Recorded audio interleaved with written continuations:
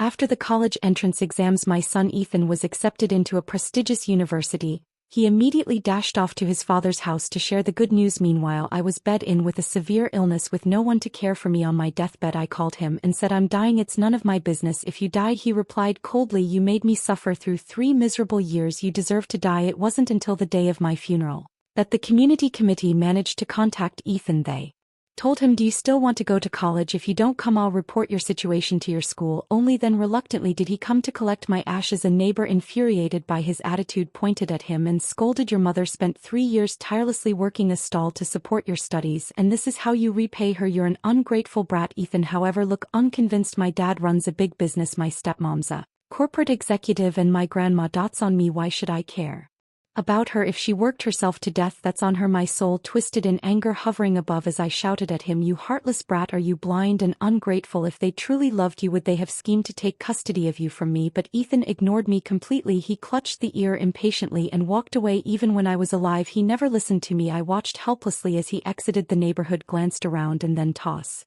my ear into a trash can like it was a cursed, filthy object. Dusting off his hands, he sneered, "Finally, no one can control me anymore." Taking out his phone, he eagerly started gaming, exclaiming, "All right, let's team up." That moment I felt a sorrow deeper than death itself. I couldn't even cry. What was I still hoping for? I watched as he played game after game all the way until night fell. Then for a moment his face turned pale and his brows furrowed. I thought he had finally realized that he no longer had a mother, but instead he muttered irritably, "Why hasn't Grandma called yet? I'm starving." That was the final blow. My love as a mother drained away completely. I began to detach myself from the heartbreak. Deep down I had known for a long time that Ethan resented me. When he was in grade, he once begged me to buy an in-game item for $1. I refused. He flew into a rage, shoving and hitting me. "It's all your fault. If I lived with Dad, I could buy whatever I wanted. You're broke, so why even try to parent me?" He shoved me so hard that I hit the corner of the table and started bleeding. Without looking back, he stormed off. I spent the entire night searching for him, only for him to return the next day, smugly showing off the end-game items his father had bought for him, along with new clothes and shoes. Earlier still, after failing to score high enough to get into a top high school, I suggested he repeat a year. "I'd rather die than repeat a grade. It's too humiliating," he yelled, storming off to his father.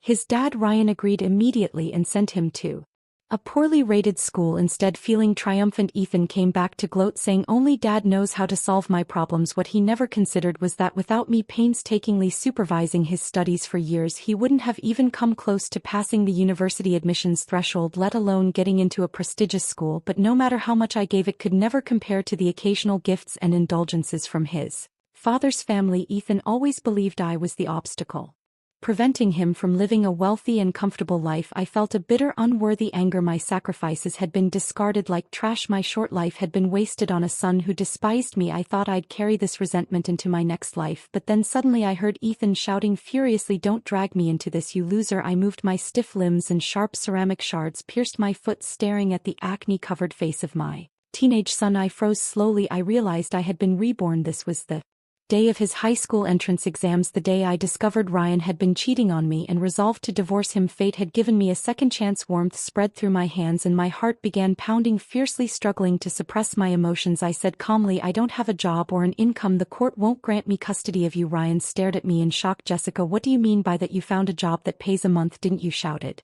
as he stormed up to me, his face twisted in defiance. I let out a cold laugh, remembering my past life. Back then I'd overheard gossip among my coworkers about the company's HR manager Donna and her ruthless schemes. Donna's so cunning. Someone had said she helped the ex-wife find a job and then used it to secure custody for her husband. 2 birds with 1 stone, kicking the troublesome ex out so she could marry him cleanly and quietly. Genius. Only then did I realize Donna, the company's HR manager, had set me up. She manipulated me into a job I wasn't qualified for, knowing I'd eventually be let go for the sake of survival. I swallowed my pride and humiliation without confronting her, but just days later Donna discarded me like trash, claiming my skills didn't match the position. People who didn't know the truth assumed I was some nepotism hire and cheered when I was fired. I was left speechless, my reputation ruined and my spirit crushed. Now as Ethan stood before me, clawing at the air like he wanted to attack me, I stayed calm. "No matter what tricks you pull, I won't live with you. Who pays a nanny a month? That's a joke," he sneered. I smiled faintly, my heart chilled. Under the influence of my ex-mother-in-law and Ryan, my son had been conditioned from a young age to see me as the most useless and insignificant person in the family alive, and nanny worth no more than a month. I gently caught Ethan's arm and lightly pushed him away, laughing softly. "Your dad was joking with his and Donna's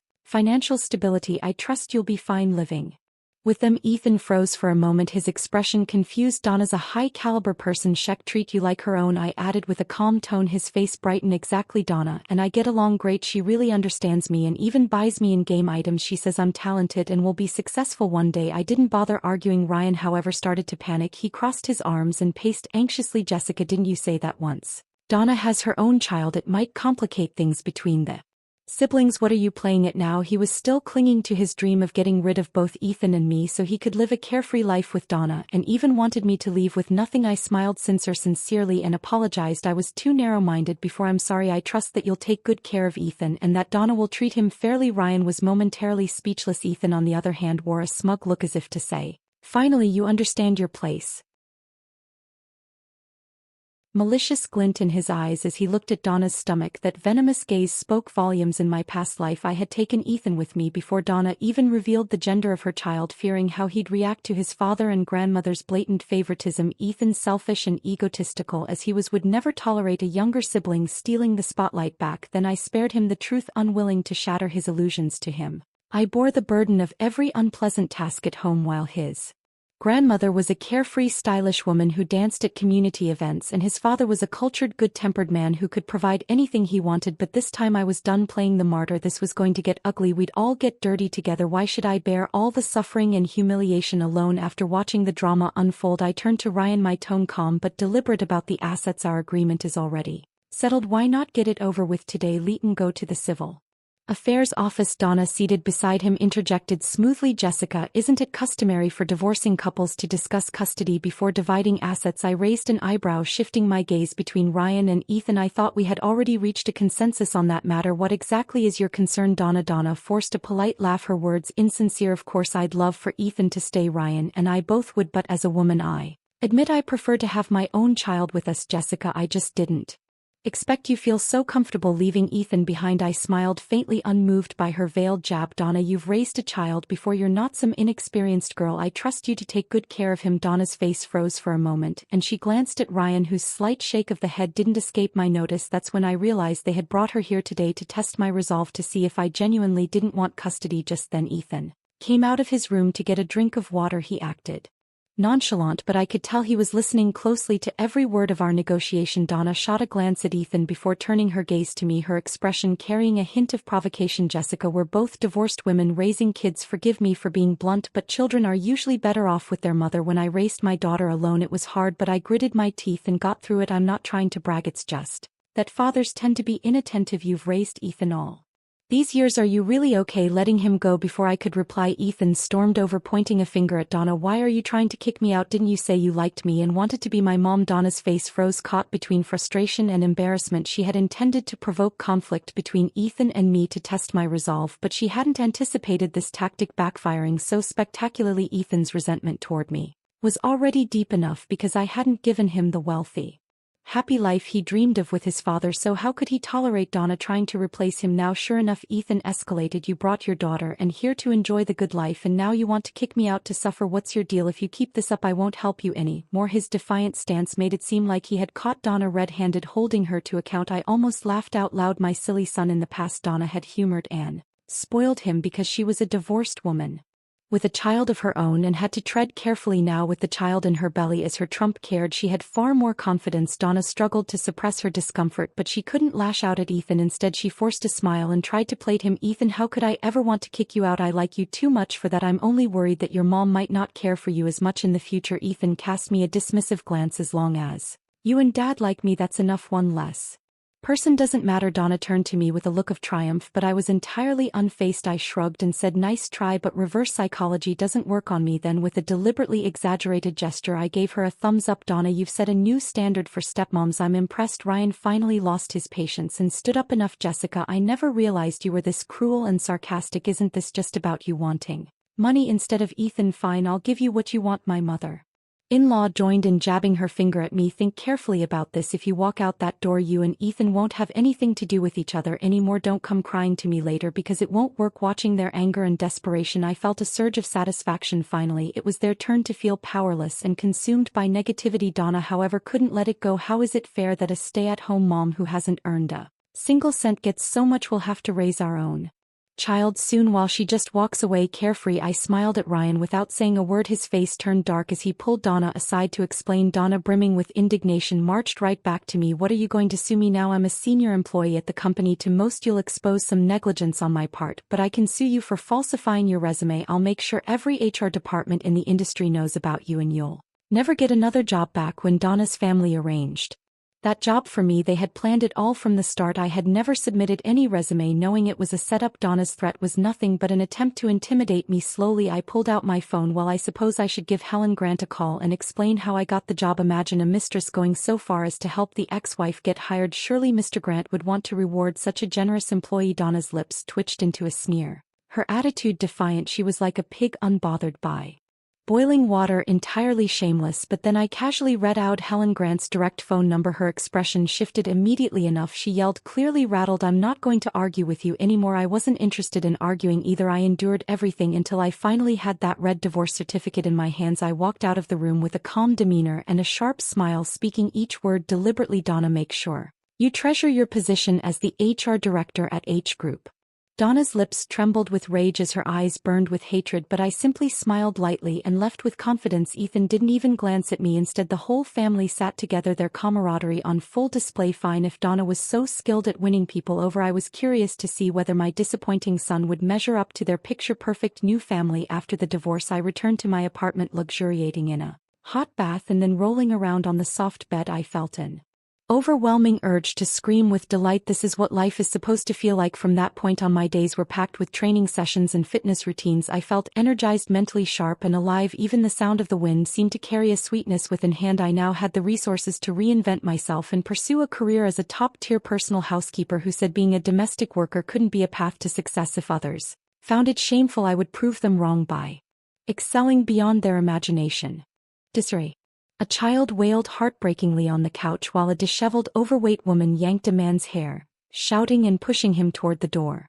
She looked completely unhinged. The man in the video pleaded meekly, "Honey, I was wrong. Let me see the child, please. He's crying so much. Get out. Don't come back. My son and I don't need you," the woman yelled. I couldn't watch any longer. My body trembled, my hands and feet cold. "When did you install surveillance cameras in the house?" I shouted. Ryan replied without hesitation, "Jessica, I've got plenty of videos of you losing it, breaking down, acting ugly. What do you think would happen if I sent these to Helen Grant? Do you think he'd still look at you the same way?" I closed my eyes tightly, trying to suppress the storm of emotions. "Fine," I said coldly. "Let's see just how low you're willing to sink." I got into Ryan's car without another word, staring silently out the window. I thought I had moved on from my past life, that I could leave everything behind, but seeing those moments of blood, sweat and tears captured so cruelly on video brought it all back, leaving me shaking. Anyone who saw the footage would think, what a barbaric, slovenly, heartless woman, cold toward her child and unreasonable to her husband. But they wouldn't know the truth. That video was taken when Ethan was 5 and battling pneumonia. My mother-in-law had helped for a day before finding an excuse to leave for her dance group. Ryan was busy with work, ignoring my frantic calls. For 4 days and nights, I cared for Ethan on my own, enduring his endless coughing fits, begging doctors and nurses for help, and being scolded when I couldn't follow their instructions perfectly. I couldn't sleep for fear that he might stop breathing in the middle of the night. On the 4th day, Ryan finally returned. My pent-up exhaustion and despair exploded, resulting in the chaotic scene captured on video. And that bastard had installed surveillance cameras in the house. Not to help but to spy on me, silently collecting footage of my worst moments, saving it for years to use against me. This man's betrayal went far beyond mere infidelity. I shook uncontrollably with rage, my body convulsing. Ryan, oblivious to my seething anger, suddenly reached out and placed his hand on my thigh. His voice oozed with fake sincerity. "Honey, come back. I didn't realize until you were gone that this family can't function without you." Suppressing my nausea, I asked icily, "And Donna?" He squeezed my thigh tightly and smirked. "She's not an issue. The baby's still small and she's older, so her pregnancy is unstable. We haven't even registered our marriage yet." I couldn't hold back any longer. I slapped him hard across the face. "Scum," I spat. When we arrived at Ryan's house, I was hit by the overwhelming stench of unwashed trash and stale air. Ethan was sitting on the couch playing video games with a girl about his age. The girl giggled as she held Ethan's smelly foot. "Ethan, you're amazing. You have to play with me all the time, okay?" "Of course," Ethan replied smugly. "I'm climbing the ranks. Pretty impressive, right?" Mrs. Chun greeted me loudly, clearly intending for her words to sting. "Jessica, look how well Ethan and little X get along. They're just like real siblings." Donna, lounging on the couch and munching on sunflower seeds, chimed in impatiently, "Mom, this place is such a mess. I can't even step anywhere without tripping." Mrs. Chun, exhausted, let out a sigh and tossed the cleaning rag aside. "Jessica, from now on, you need to come to the house once a week to clean and prepare meals for the week. That way, you won't need to pay child support for Ethan." Donna chimed in with a smug smile. "I heard you're trying to apply to be Helen Grant's housekeeper. He's been looking for someone for over 6 months but hasn't found anyone who meets his standards. You can't just sit around waiting for a miracle." Ethan put down his phone, his face full of disdain. "You're so pathetic. I thought you'd change after the divorce, but you're still just going to be someone else's maid." Ryan, clearly enjoying himself, added mockingly, "Think of it as doing something for your son. We're not asking much, just once a week." And then it clicked. This entire family wanted to keep exploiting me for free labor. Mrs. Chun, trying to mask her discomfort, muttered, "Coming 4 times a month for a little money isn't too bad for you." "Exactly," I said with faint politeness. "Compared to before when I was on call 24/7, taking care of the child, cooking and running the household, it's certainly an upgrade." I didn't argue further, just asked with mock confusion, "But why not stick with the maid you're paying $3,000 a month?" Mrs. Chun averted her eyes, but Ethan blurted out, "We've already switched through 7 or 8 maids. None of them are any good. They refuse to do this or that. I don't understand what makes a maid so arrogant." Suppressing my irritation, I turned to Ethan. "Ethan, you want your mom to come back as your maid, serving your dad and stepmom. Have you ever considered how your mom feels about this?" He shrugged dismissively. "You're going to be a maid anyway, so why not just do it at home? At least no one will laugh at you for it." I tossed my hair back, taking a moment to steady myself. My cold, selfish son never failed to disappoint me. "Unfortunately, you can't afford me now," I said with a sigh. "If you're willing to pay $5,000 a month, I might reconsider." Donna let out a mocking laugh. "Know your place," she sneered. Ethan's eyes widened. "You're worth that much?" Ryan, his tone threatening, added, "Even if you do get the job, you won't last. Mark my words." "We'll see," I replied curtly. Unwilling to waste more time on them, I turned to leave. This place isn't just filthy, so are the people. Watch out. A disaster is brewing in this family and I won't be cleaning it up. Anger and embarrassment. "What's so great about you anyway? You're just a maid making a measly salary.